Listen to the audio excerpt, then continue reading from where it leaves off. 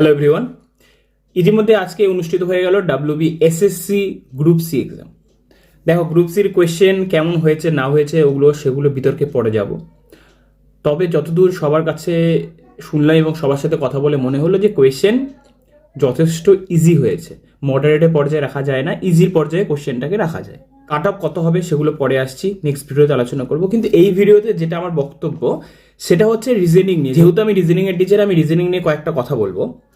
Question যদি তোমরা ঠিকঠাক অ্যানালিসিস করো তাহলে দেখতে পাবে যে নাম্বার অফ কোয়েশ্চেন আমাদের যেরকম লেখা ছিল সেগুলো কিন্তু সেই নাম্বার অনুযায়ী আসেনি। যেমন ম্যাথ থেকে 22টা কোয়েশ্চেন এসেছে, রিজনিং থেকে 8টা কোয়েশ্চেন যদি ক্যালেন্ডারকে ইনক্লুড করি, রিজনিং থেকে 8টা কোয়েশ্চেন, ইংলিশ থেকে 10টা কোয়েশ্চেন, আর জিকে থেকে ওভারঅল জিকে মিলিয়ে 20টা কোয়েশ্চেন এসেছে। তো এবার রিজনিংয়ের যে টপিকগুলো যেগুলো দেওয়া ছিল সিলেবাসে, পিক্টোরিয়াল সিরিজ, ম্যাচিং, বেমানান ওয়ার্ড, বেমানান শব্দ খুঁজে বের করো, proposition true and false, matching আর পাজেল, এটা হচ্ছে গ্রুপ সি সিলেবাস। ঠিক আছে, ফার্স্টে আসছি যে গ্রুপ সি সিলেবাসে কোথাও ব্লাড রিলেশন বলে কোনো আমাদের চ্যাপ্টার দেওয়া ছিল না। গ্রুপ ডিতে ব্লাড রিলেশন দেওয়া ছিল উল্লেখ করে। ঠিক আছে, আমাদের রিজনিংয়ের ব্লাড রিলেশন থেকে গ্রুপ সিতে কোয়েশ্চেন এসেছে।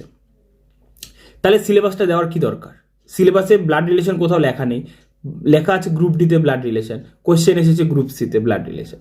ওকে, নেক্সট কোডিং থেকে দুটো কোশ্চেন এসেছে, কোডিং চ্যাপ্টার থেকে দুটো কোশ্চেন এসেছে, যেটাকে ম্যাচিং চ্যাপ্টারের মধ্যে অন্তর্গত করা যায়।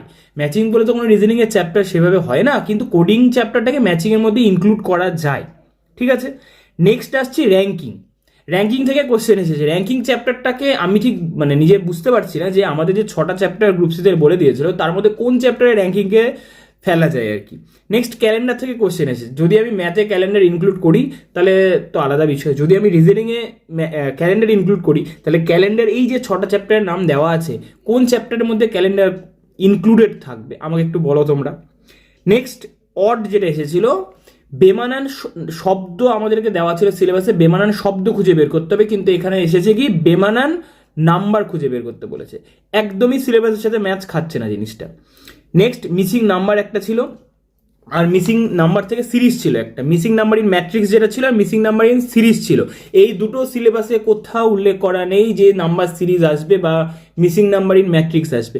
তাহলে কি করে কোশ্চেন গ্রুপ সিতে এইগুলো থেকে আসে? তাহলে ফার্স্ট কথা যে আমার কথা এটাই যে সিলেবাস তাহলে দেওয়ারই দরকার ছিল না, রিজনিং অল পোর্শন এরকম দিয়ে দিলেই ভালো হতো। তাহলে কি হতো, স্টুডেন্টদেরকে আমরা সেভাবেই পড়াতাম। আর হ্যাঁ, কার কত স্কোর হলো, এক্সপেক্টেড স্কোর কত হচ্ছে একটু তোমরা জানাও। রিজনিংয়ের যদি অ্যান্সার কি দরকার হয় আমি পরে নেক্সট ভিডিওতে দিয়ে দেবো।